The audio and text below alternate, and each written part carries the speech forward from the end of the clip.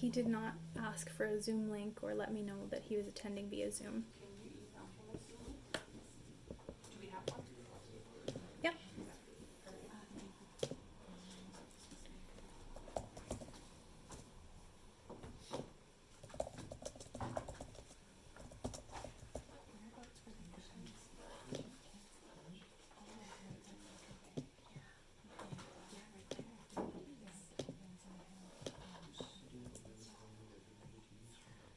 Are you keen to meet with him right now? I sent him a text. I don't have one back from him. He is working this evening, but he said he was going to try at some point. Oh, okay. Yeah, it's Okay, so working. we don't know if he's coming in or not. I've emailed him the Zoom link. Okay. To his council email, right? Pardon?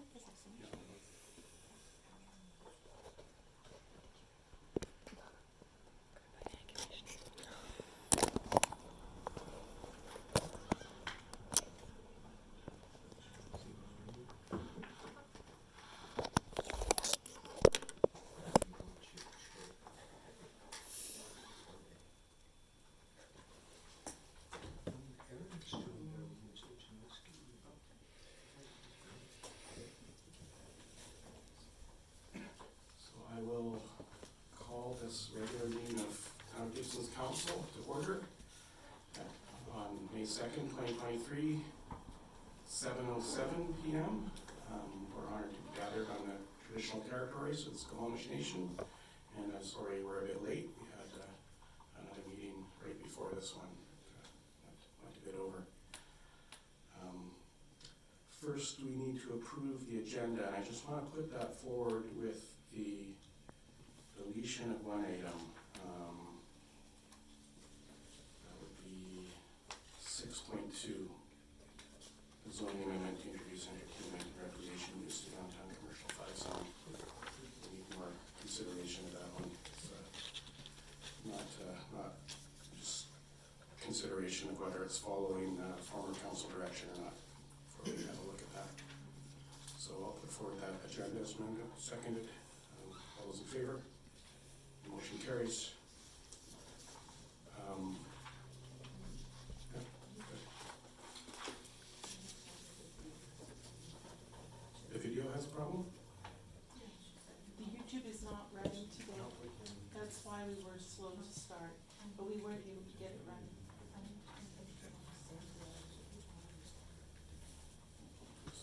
Sorry,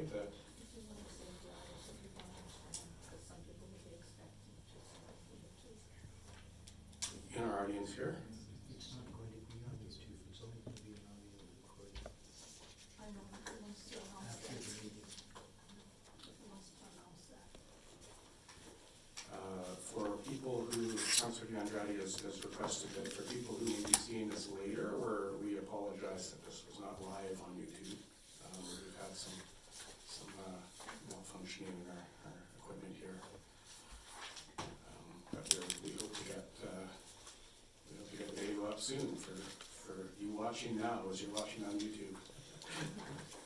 Not our loud ones I'm addressing now. So, code of conduct. I think we have written codes of conduct for us to look at. Our code of conduct has already been adopted by council, but it features I'd like to have to formally sign it as a council. Unfortunately, not everybody's here in person, but we'll get Councilor Lumley to catch up when he does get back to the town. And I know we're going to be talking extensively about codes of conduct. I see on the next Lower Mainland local government agenda. So, and we talked about it. I know it's been talked about at the Local Government Learning Association as well. It's something required of all local governments in BC, and I'm quite proud of ours. I think a lot of work went into this one. Went into it last term, prior to it even being a requirement for all councils to look at. And a lot more work went into it this year and really getting best practices into it. So it's a good document, and I'm happy to to sign it myself. It's also in our strategic plan, so we've got something done in our strategic plan already.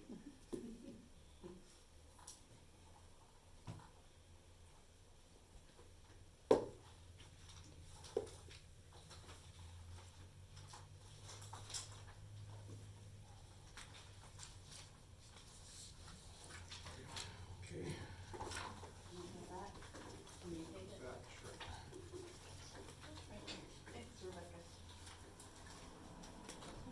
Thank you. Adoption of minutes for April 18th, 2023. Moved by Councilor Kroll, seconded Councilor Andrade. All those in favor of the motion? Motion carries. We have committee and public hearing reports. Okay, that's, yeah. There is one recommendation, two recommendations from the Grants of Assistance Program. One is Business Arising, which we had a discussion there about the program overall. I'm making this recommendation, which I'll address. But first, we're looking at the recommendation we actually made at the meeting, which is those grants of assistance that we've approved for a total of $3,000, and it was in the agenda. Moved by Councilor Kroll, seconded by, sorry, I keep looking this way. It's 2-1. Seconded by Councilor Thompson. Thank you. Any discussion? All those in favor of the motion?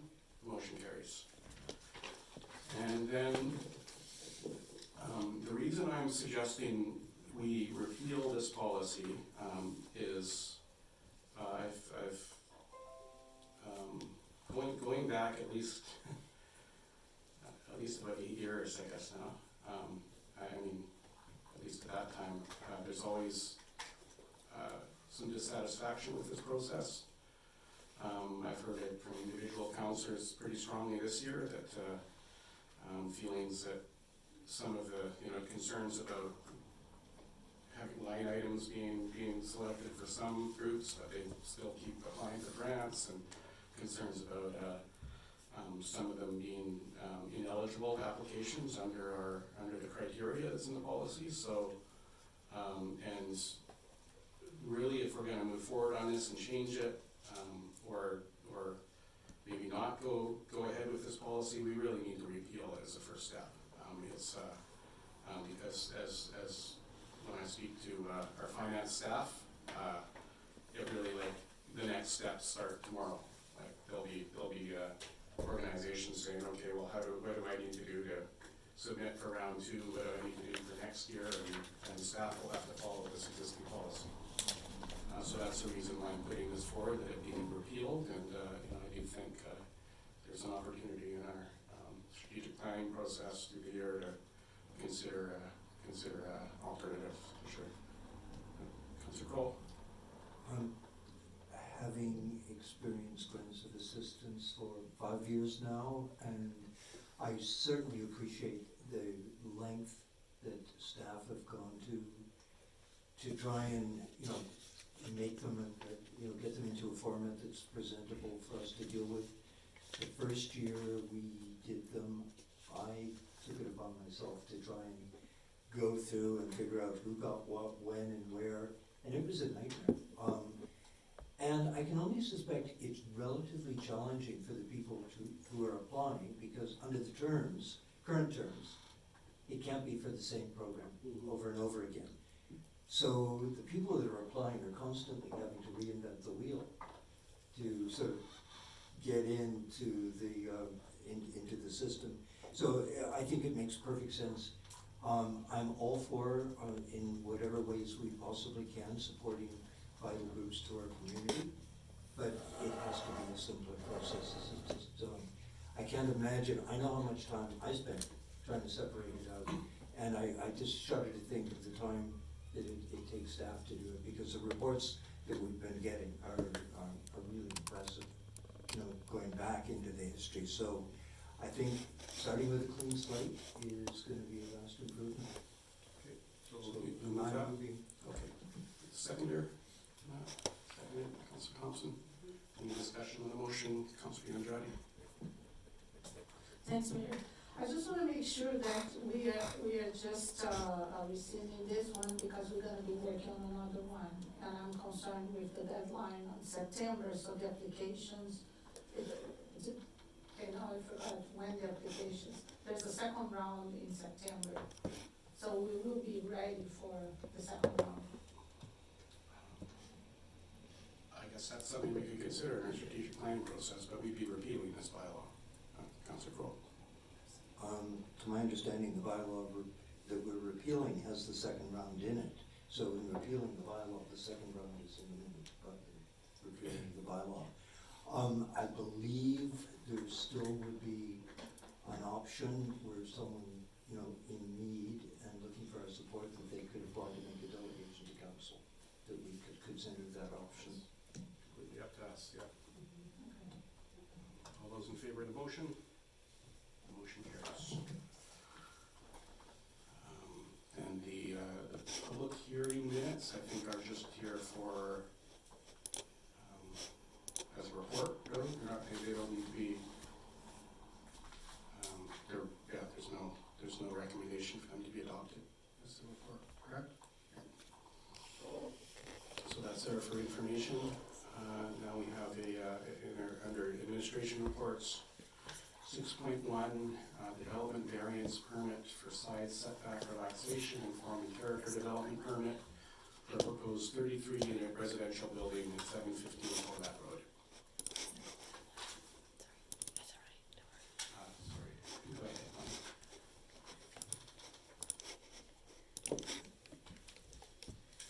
Thank you, Mayor. We have a quick presentation for you here. So the property is located between Corlett Road and School Road, and there's an existing 6-unit townhouse complex that's on the north side of the property, and that's accessed from Corlett Road. The proposal is to develop the vacant south portion of the property, and that would be accessed from School Road. The property neighbours a 3-storey residential apartment building to the east and the town's parks yard to the west. Now this proposal is to develop 33 residential units on the vacant south portion. The property falls under DPA 4, and this is multifamily uses. So the development permit guidelines aim to ensure that new development is appropriate to its surrounding uses, and it's compatible with the surroundings and the neighbouring character, and to ensure that there's residential development is attractive for future residents. Now, as the applicant is proposing to build, a development permit has been triggered. Staff have assessed the proposed form and character alongside the development permit guidelines, and they found that 36 out of the 46 guidelines were met. Now, the ADP met in February and recommended that the DP be issued subject to an accessible route from the proposed new building to Corlett Road for pedestrians and cyclists. With that in mind, the applicant has provided this drawing that shows a clear pedestrian route from the School Road entrance, which is the green line, which is kind of top left of your screen, and it goes around to the south of the property. And they would be putting new ramps along the existing townhouses, which you can see on your right-hand side, that will then connect to Corlett Road for both pedestrians and bicycles. So while the residential portion of the building is set back 4.5 metres from the side lot line, which is specified in the RM2 zone, the area that's outlined in orange is proposed to be constructed in the setback. And so this requires a variance. Now, the variance request is to reduce the interior side setback on the east side from 4.5 metres to 0 metres, and that's to allow for the construction of a staircase, pathway and retaining walls that are attached to the building. And the rationale is to provide access to the ground level of the building and build underground parking by reducing the amount of excavation required. Looking at the variance details, the applicant has provided this drawing. The red line shows the property line, and there's a grey line that shows where the setback is. So the retaining wall would be constructed on the property of of 715 Corlett. And the neighbour's fence and landscaping, that's brand new, that's the Murray building, that will remain in place. So the variance is looking specifically at the retaining wall and the staircase, and that's proposed to be built within that 4.5 metre setback.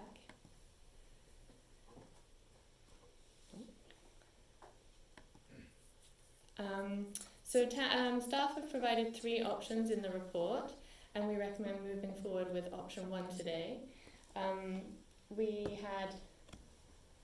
did send notification out to neighbours within 50 metres, and we didn't have any responses back. I'm going to grab the options here. So option 1 is to issue the permits as proposed. Option 2 is to issue the permits subject to any amendments that council may feel. And option 3 is to deny the permits and request a proposal come back with a revision that meets the zoning. Thank you. Thank you. Are there any questions for staff? Councillor Thompson? Through the mayor. The Gibsons Fire Department previously noted their concerns with zero setback. Have they offered comment on this specifically? This one's slightly different in that there is pedestrian access around the building. So their concerns was that if it was a zero metre setback and they were blocked from accessing that side yard setback, then that would be a problem. But the fact that they can walk up that staircase and they can still walk around the building, that seems to be okay with the fire department. Thank you. Sir DeAndrade? Thank you, Mayor. Just a clarification on the rendering, actually on page 4, figure 1. It shows some landscaping within the building. I'm not talking about the trees that don't exist on the other property. Is this just a rendering, or this area will be landscaped? I'm going to come up and look at this picture Okay. with my microphone. And I also have the applicant here too. Excuse me. Can you just point where we're looking? Are we looking here? No, this is the next priority, right? Yeah. Yeah. So there are proposed to be some landscaping elements, but you will be able to walk through and use your bicycles to come through here. So some trees that are shown there, is it really part of the plan, the landscape plan? So there is on the landscape plan in the attachment on the DP there are plants. Okay. Councillor Kroll? I will move recommendation 1. I would just like it to be expressed clearly to the developer, because there is an existing fence on the Murray property, which I assume is the Murray's fence. I can't imagine that they're going to be able to excavate underground parking without causing probably some impact to that fence. So I'd just like to ensure that it is clear to this developer that any damage to the Murray fence is at the responsibility of this project, because I know there have been other projects in town where work has happened, fences have caved in, and then we get caught in the middle of a frou-frou over property owners who's going to pay for the damage that's been caused to my property. So I will move recommendation 1, as long as the condition is made clear to the developer that they're going to be responsible for any damage done to the Murray's fence. Do we need that as a condition in the wording, or is that, okay. I'll just look at staff first to ask that question, but I'll definitely speak. Yeah. I don't think so, no. We're good. Yeah, okay. I mean, with the landscape bond, we had the similar issue in the previous development, and we did fix everything, whatever got damaged or had any effect during the construction. And we do understand if there's anything, any effect to the neighboring property, we'll look after that for sure. Okay. Yeah, we have no problem if it's a part of condition or not condition, just a good, I mean, it's ethically we have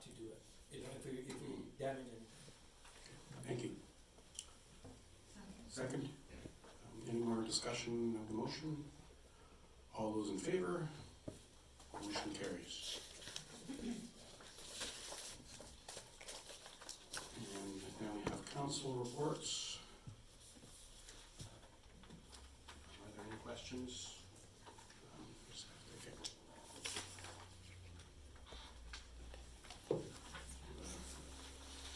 Members have any questions for each other on the reports and activities? Okay. Seeing none, we have some financial bylaws, I think 8.1 to 8.5 are all for adoption. So, yeah. Okay, moved by Councillor Kroll to move all 5 of those for adoption. Yeah, correct. Seconded, Councillor Thompson. All those in favor? Motion carries. Thanks for coming. Thank you. And then we have zoning amendment bylaw regarding 529 Gibsons Way. And that's connected to the next motion, I believe, on the official community plan amendment bylaw, lot 23 Gibsons Way. And these are also associated with the public hearing notes that were earlier in the agenda for this development. And we have had reports on this before. I think we've seen those. There's no more report yet, not a report. Okay. So it's just, this is the time for council to consider third reading of this bylaw amendment. And we've had an opportunity to hear from the public on this. I know Councillor Lumley wanted to be here for this, and I haven't heard from him. Just want to make sure here before we start. Yeah. No. So yeah, he does. He did tell me he had work commitments in Vancouver this evening and wanted to try to join by Zoom, but apparently that didn't work. Does anyone want to start on this? Yeah. Okay. I see Councillor DeAndrade first. Thank you, Mayor. Yeah, as much as our community and myself value the preservation of Stonehurst as an important historic and hereditary building, unfortunately, the recent change presented by the developer did not address my concerns with this project. The form and character of this project does not conform with the vision of our harbor plan as a quaint seaside village. It also exceeds the recommended height limits of buildings in the high side of the land, which is policy 5.1.2 of the harbor plan. Additionally, I'm not confident that a covenant with the town to preserve Stonehurst would be sufficient to preserve its historic and heritage value. And I have seen no evidence that Stonehurst would be registered as a historic heritage building in the BC Registry of Historic Places. I have also concerns with the loss of surface parking, and for this reason I cannot support this project.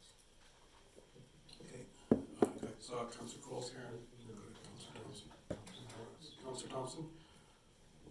Thank you, and thank you, Councillor DeAndrade. I think you covered off a number of points that I was also going to make about this project. We heard from many people within our community that have strong concerns, and they're very quite focused from parking, the Inglis House, the forming character.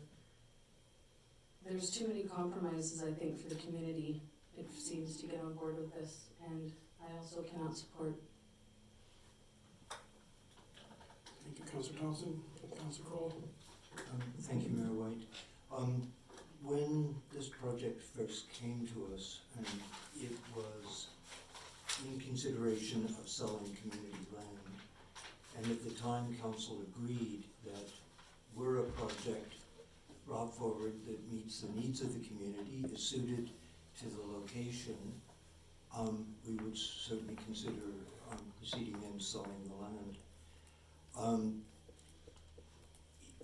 As the project is currently presented, I appreciate the reflection in the proposal for the preservation of Stonehurst, but I don't think the project has met the other things that we felt that would be beneficial to the community. So therefore I'm not able to support this project. Okay, very concise statements tonight. I first want to say I really appreciate the property owners' interest and investment in a very important piece of property in our town, and all the work that's gone into this by the property owner and our staff, and two councils now, especially the last council, over the last couple of years, more actually. This is a really challenging project. It's a really important piece of property for our town.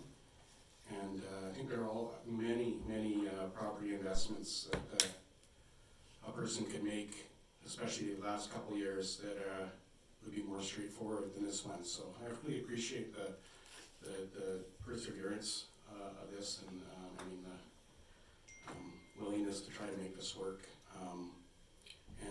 For me, and I know Councillor Thompson shares this too, it's been really challenging to come partway into a process like this, and I think on the other side, it's really challenging to have an election partway through a process too, where there might have been priorities and values and interests of the previous members of council who aren't here anymore that were kind of put into this project, and we come on board and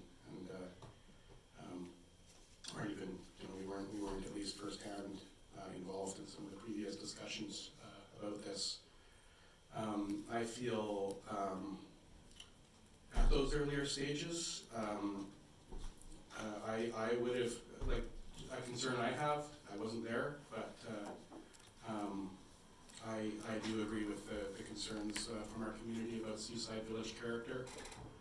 I would have liked to see that more up front, and I know it was something the council tried to bring up front. Would have liked to see that more reflected in the final design that we're looking at now. That OCP value that we have, it's a strong value in our harbor plan and OCP. And then for me too, heritage preservation is really important. It's also in our OCP that we want, I think this concept of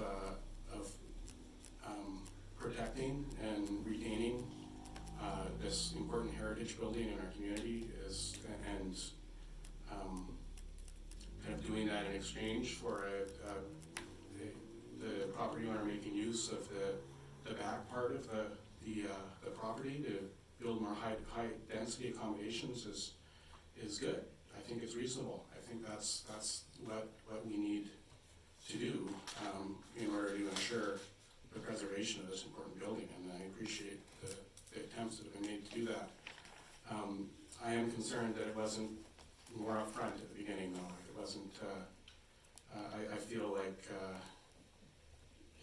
one letter that stood out to me was the Gibsons Museum and Archives saying we're really interested in helping to preserve Stonehurst. This is a really important thing, but they haven't been engaged in this process yet.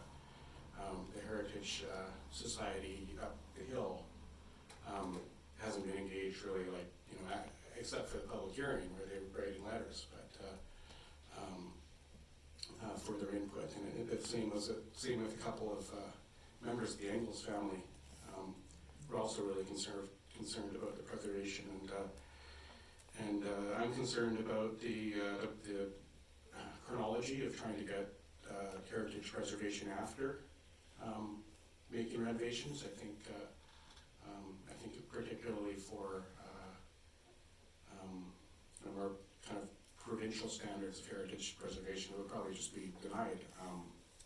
I think, which is not what I would hope to see.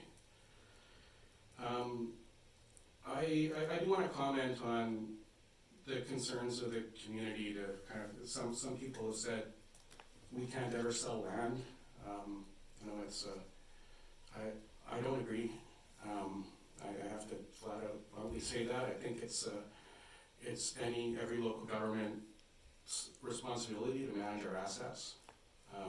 We just had audited statements presented to us recently that said we had $61 million in assets, and essentially we as a council, often through our staff, but the decisions we make at every meeting, but every day, this town is managing assets, whether that's money, whether it's a lot of land, and I think as a council, we do have to make good business decisions for the public interest, and I feel the negotiation here of looking at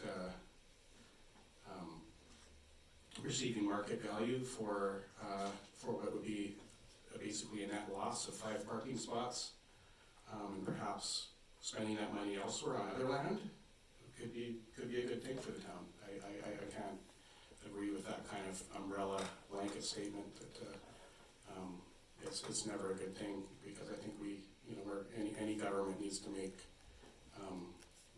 sound business decisions, and I do think a lot of work went into this negotiation, and community amenities, and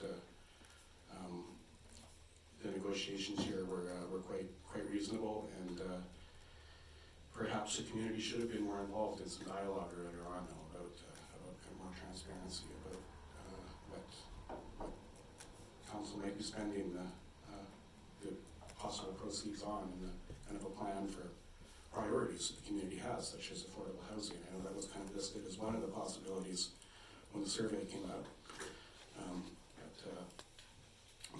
That perhaps could have helped with the public perception of this, which, as other councillors have already touched upon,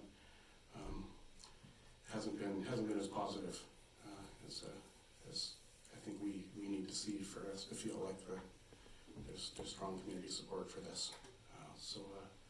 So I agree with everyone else who's spoken. I don't think we can move ahead with this at this time.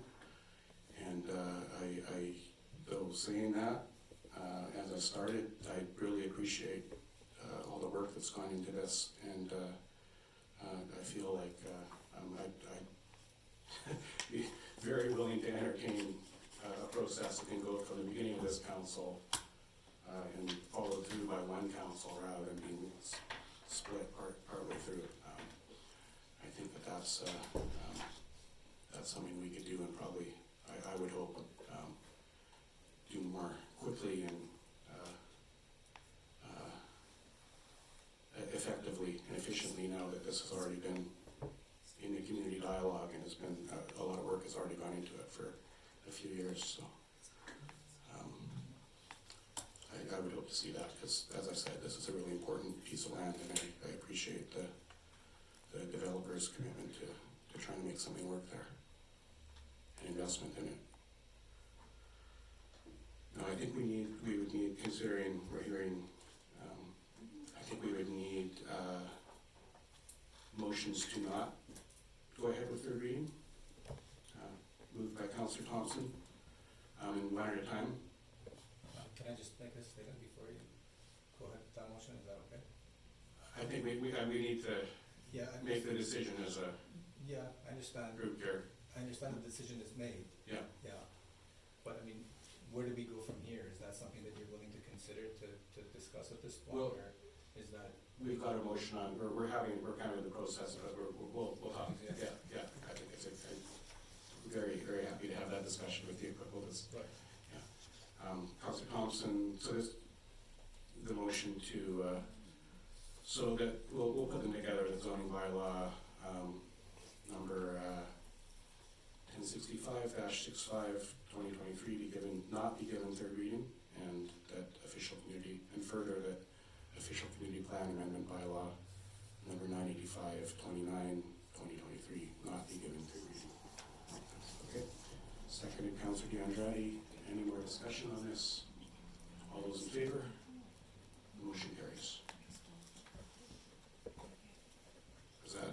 for staff? That covers it? Did I read a number wrong? Because I should just stay away from reading out numbers.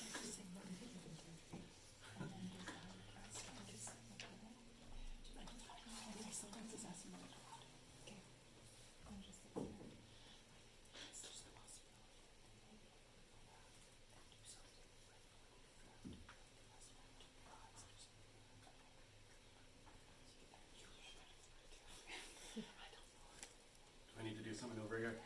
We were just debating about the motion, about the correction, or the correct wording of the motion, but I'm fine with it the way it is. Okay. Yeah. So the reason why I brought that up is I think exactly as my apologies, I didn't mean to interrupt the motion. But the reason why I requested to speak was that I thought that the motion could have been maybe written differently if the motion was to perhaps come back with something else, and I think that was something that was being discussed right now.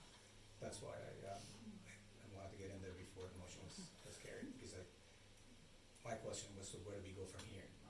Obviously, there was a lot of work that was put into this, and there was a lot of consideration that was made, and every point that was made today, the net loss parking, I mean, these are things that have been discussed and talked about. There is no net loss parking. The standard size parking lots that were counted were 15. Now, if cars are being cramped in together to fit in more, you can cram in more underground as well and fit in 20 if you like. But that's the standard size, because we need to talk about standard sizes when we put them in writing. You can't just say, 20. 20 are being cramped in right now, sure. Cram them down underground as well if you like. So there is no net loss parking. There was 15 standard size, and now we will be providing 16, so one in excess of what's standard size right now. So, the next thing was. I'm hearing that there's a bit of, we're not redebating. No, I'm not right debating. now. I'm just saying that these are the things. I mean, and I think this is something we can definitely continue to work on, and That's I've my got a question, because of. suggestion from the corporate officer here. Thank you, Mayor White. We were debating whether it needed to say it was rejected outright, or to say that it not be given third reading. I went with not giving it third reading because it sits at second reading as it is. I'm not sure, that's for a conversation later, that this issue sits at second reading right now. But as it is right now, it sits at having been given second reading. Okay, That's the difference between. so that's, I've seen, okay. And not giving it third reading. And I haven't ever seen wording saying rejected, but, okay, go ahead.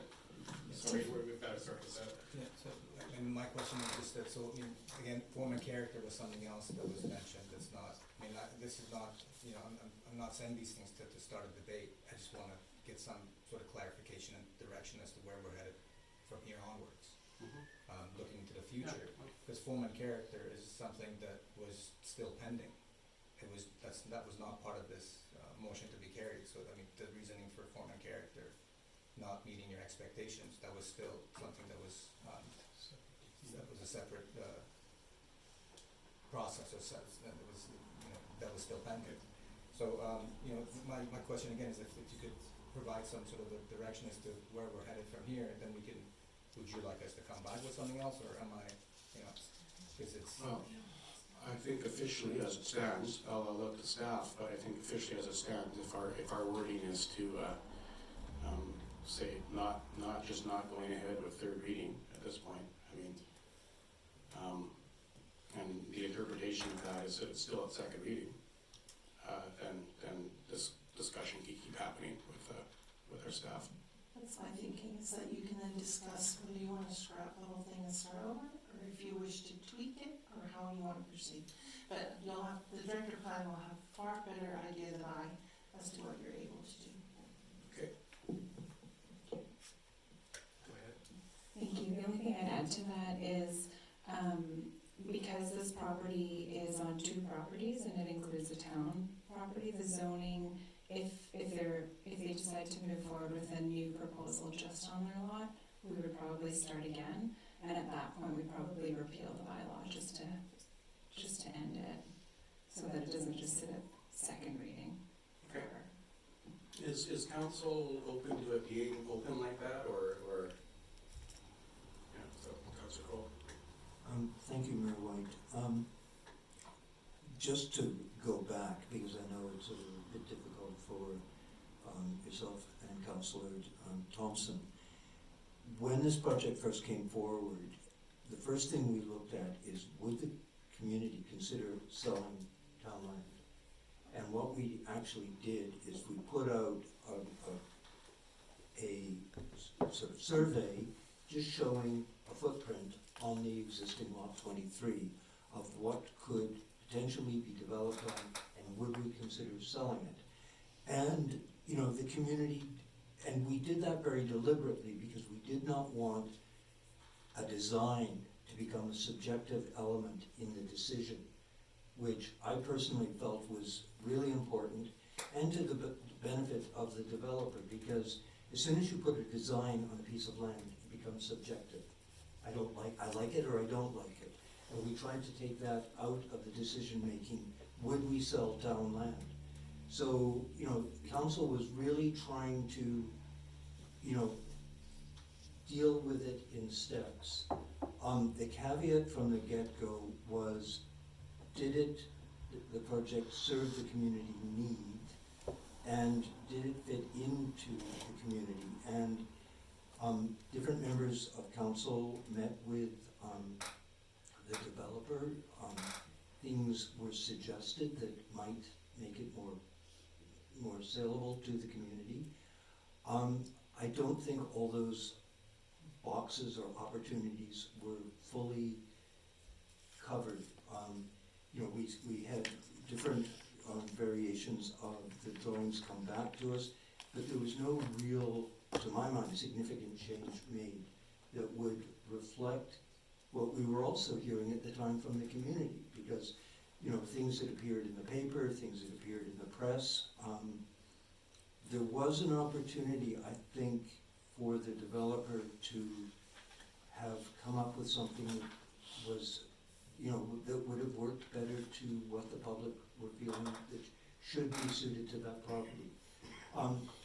You know, parking is a problem. You know, I appall, you know, surface parking. You know, being able to have underground parking is great, but immediately you eliminate, if someone has an RV or a camper, they're not going to get into an underground parking garage.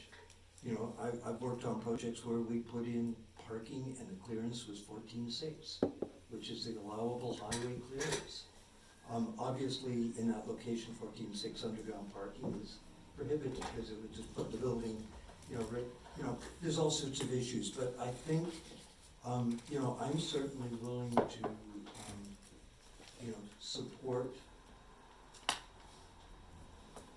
that location being developed to the benefit of the community, in, you know, with the heritage protection of a building that a lot of people in the community appreciate. But I think there is a broader context that everyone needs to consider. And I didn't feel, you know, I personally felt that what we were asking for and suggestions that have been made weren't fully appreciated. And but I think there is an opportunity for something to work at that site. Okay, CAO Machado. Greetings, Mayor. When the first motion was passed by council at the beginning of this process, there was supporting principle to dispose of the land, subject to successful rezoning, right? So we haven't had a successful rezoning. And I think we might need some, irrespective of what's been said so far, is council not supporting third reading? Is the offer to sell still on the table or not? Is something that to consider. You have to consider. Or you're saying starting from the beginning. So is there an implication that the land is no longer for sale? Because there's negotiations or discussions following up would be very different, obviously. And I think, not expecting that the council would have necessarily an answer now, but I think this isn't an easy, straightforward, leave it at third reading or not pass third reading and leave it at second reading, or actually deny the application, which would imply also revoking the conditional acceptance. So I think we need to think through that a little bit.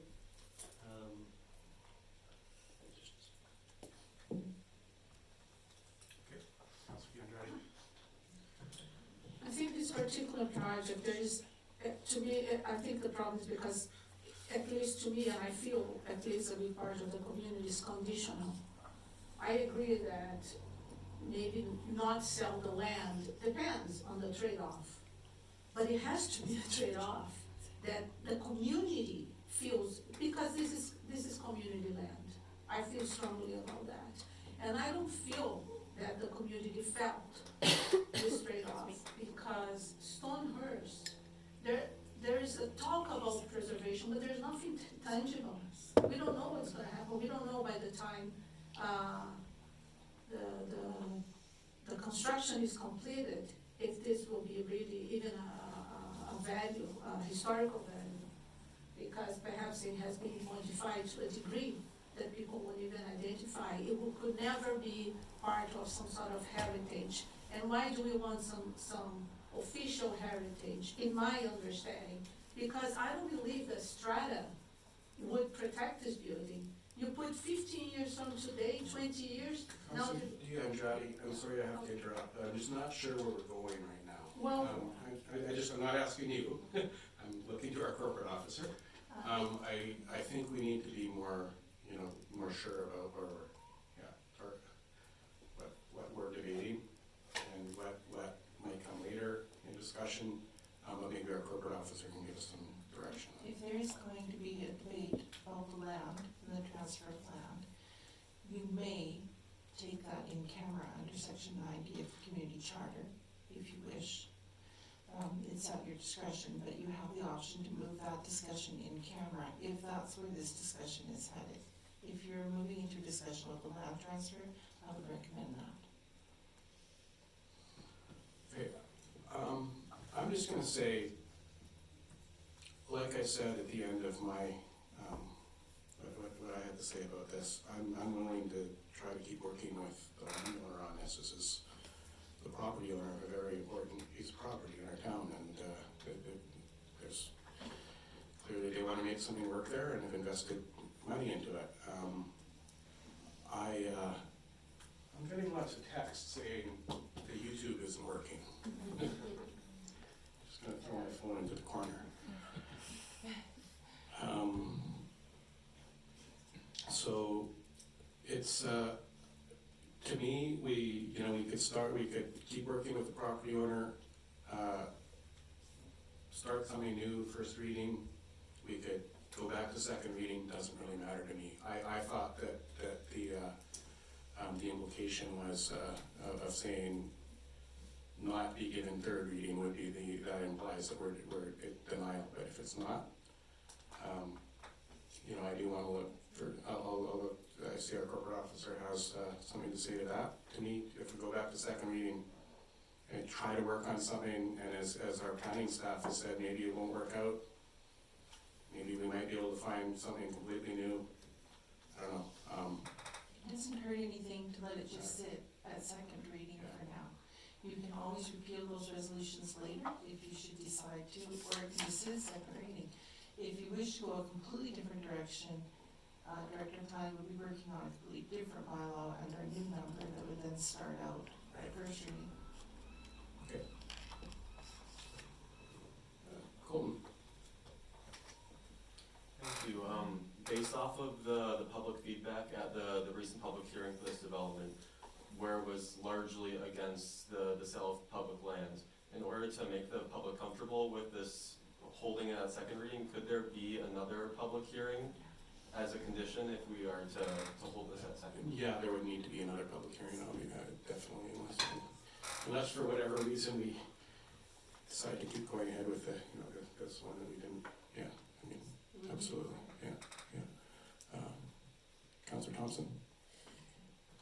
I haven't obviously had the first survey came through and was in 2020, correct? So I know you've all had a lot more time at this and considering this, but from where I'm sitting, seeing the feedback from the community, hearing it very, loud and clear, and I'll requote myself that there were many compromises here that are being expected of the community. I would like to take it right back to the beginning, and even from the perspective of going back and getting feedback from the community on a sale, starting from scratch and covering things, the height, even when the survey was put forward, it's probably easier for me to say that because of where I'm sitting 6 months into this, but I feel like in order to give the community the voice, we need to take it right to the start. That's why I'm at that. Okay, yeah, I will say, one thing that's disturbed me about this process is just took so long. And I do think that when that first survey went out, I think it was a good survey. I think it gave people a lot of information about what selling the land, how that could benefit the town in terms of what we would get back for it in terms of parking, and whether there's a net loss or not, any net loss or not. I actually said 5 as being me feeling like that isn't a bad deal. Like it's in terms of selling land and still getting quite a number of spaces back. But I do think when that survey came out, there was a lot more community understanding of what this proposal actually was and what the negotiation actually was, and over like 2 years or whatever, understandably that's dissipated, and a lot of other narratives have come out there, and there's an election in between, which didn't help too. So I do think we need to get another. I think starting this at a clean slate would be wise, beneficial. Councilor Piangetti? Yeah, I was interrupted, but that's where I was leading. I think because this process took too long and all the trade-offs, I don't think we really understood. And I mean, the community didn't understand exactly, right, how this preservation of Stonehurst is gonna happen. So I would prefer, I agree with Councilor Thompson, if we start from the beginning, we can have a dialogue addressing these things first. Because to me, the condition of the sale is start out of the trade-offs in this particular case. Otherwise, this is a very valuable corner. I don't wanna sell if it's not really a trade-off. That is, so I think a conversation from the onset would help, yeah. Go ahead, I don't see any councilors wanting to speak, so go ahead. I just, if I may, when we started this, for me personally, I mean, this may have started as somewhat of a business venture, but very quickly when we started, it became a lot more than that. I mean, and this is, I'm speaking sincerely here, that it always from the very beginning, very quickly became about creating something special in Lower Gibsons because of where we're located, because of Stonehurst. I remember when I did the first day when I went to the lawyer's office here and we wanted to do the property transfer. He put his hands on the file and he said, "What do you intend to do with this building?" And very quickly I understood that this. I mean, I knew from the very beginning, and when we did purchase it, it was because of the character and charm of Stonehurst that we sort of fell in love with, that we purchased it. But it became very clear that the community is attached to it. I mean, I received phone calls from people that are saying, Christmas time, can we come and hang something at the fence there? And I've done what I can to make sure that it is, it's lit up in Christmas time, and I don't know if you've seen it or not, but it's, because it is important to me. So that's and I've been asked, if this doesn't go through, what do you intend to do? So there's no way I would personally ever, want to see that building go anywhere. So that building is staying as long as it's, under, my ownership, but and that's the whole purpose of why we tried to put this concept through, as far as Stonehurst becoming a boutique and a bistro or establishment where the public can have access to it. So when we did start this this was as a result of four shared objectives that we had with the town of Gibsons, and that was preservation of Stonehurst, and I understand that, I mentioned stratifying it and not going through the heritage, designation, but, and I have spoken to a heritage consultant, and it could very well be after a renovation for that process to take place. It's nothing that can, that cannot, it's not a factor that can stop it. So that was the first shared objective, which, I was very much in favor of and wanted to make sure that it did take place. And that's why the heritage designation, and through previous discussions, we said, yeah, we can go and move forward with that once it is renovated and then transferred into a boutique and a bistro. So then the second shared objective was the expansion of English Park, to make that area of Lower Gibsons, the Five Corners, that much more beautiful, inviting, and vibrant for the community and visitors to enjoy. So that was the second shared objective. The third shared objective was adding housing, which we're certainly doing with the 22, 26 units that we had proposed. And the fourth objective was the maintaining of the public parking spaces, even though we had intended to purchase the property or half of it, and town would receive funds, and even then, we said we would maintain the public parking spaces to the CACs. So those four shared objectives are still, despite what I've heard today, we achieved those shared objectives within our proposal. So I'm sort of it is disappointing to hear some of those comments, but it's, that's why I was asking for more of a direction, because I'm still sort of, I don't know what we're supposed to come back with, or what the real issue is that we need to sort of overcome to make sure that we propose something that's acceptable. I mean, the OCP, requests 3 to 4 story height buildings, and that's where we're at. 3 to 4, and most of them are 3 stories now. The majority of the building height is 3 stories. And if you take into account the grade level, we're probably 3 stories in the back as well.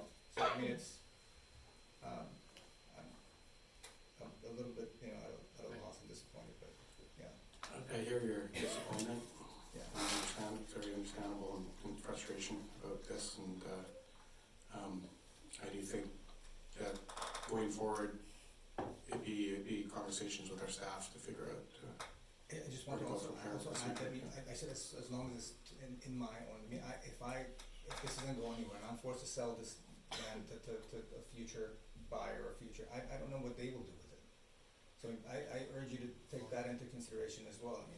That's why we thought that this is no lucrative business for us to be involved in. It really isn't, with all the added costs that you don't normally see in a project of this scale and size.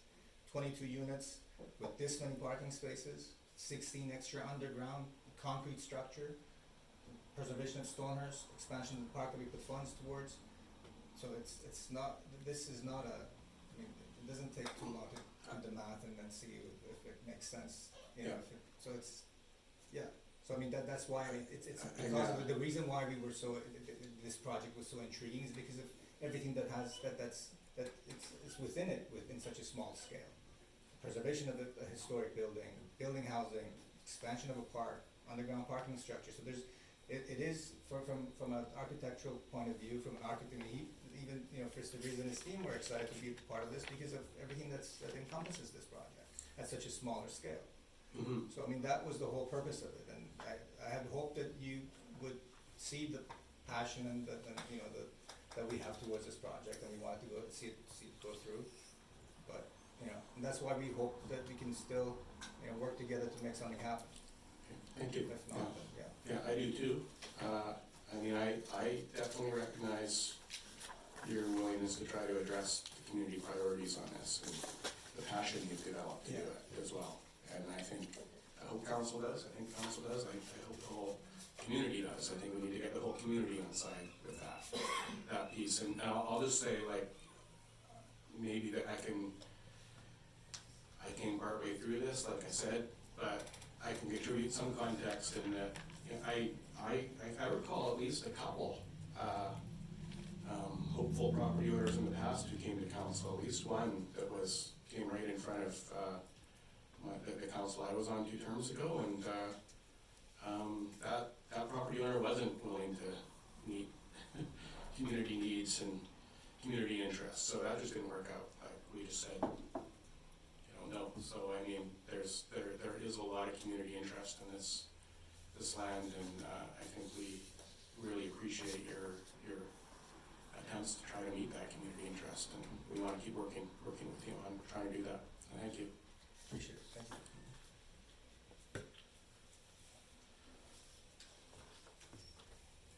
Now, we have a motion to close coming, but in this semi-public, I just really need to say, kind of as a point of information, point of privilege maybe, and I wish I were addressing more of the public when I say it. We need to accept complete responsibility for the technical difficulties we've been having, and I'm going to commit to the public that I accept full responsibility for it, and tomorrow we need to get this sorted out, and I don't want to have another meeting where this happens. It just needs to be, and I don't think we have any staff who can do this. I think we've been having trouble getting professionals to help with it too, and sort out some of the problems we've been having, but we really just need to make this an absolute priority tomorrow morning to find someone else who could fix this, because it's just not acceptable. I'll work on that myself to help make sure we fix this, because it's really something we need to take responsibility for. Motion to close. Moved by Councillor Kroll, second by Councillor Thompson. All those in favor?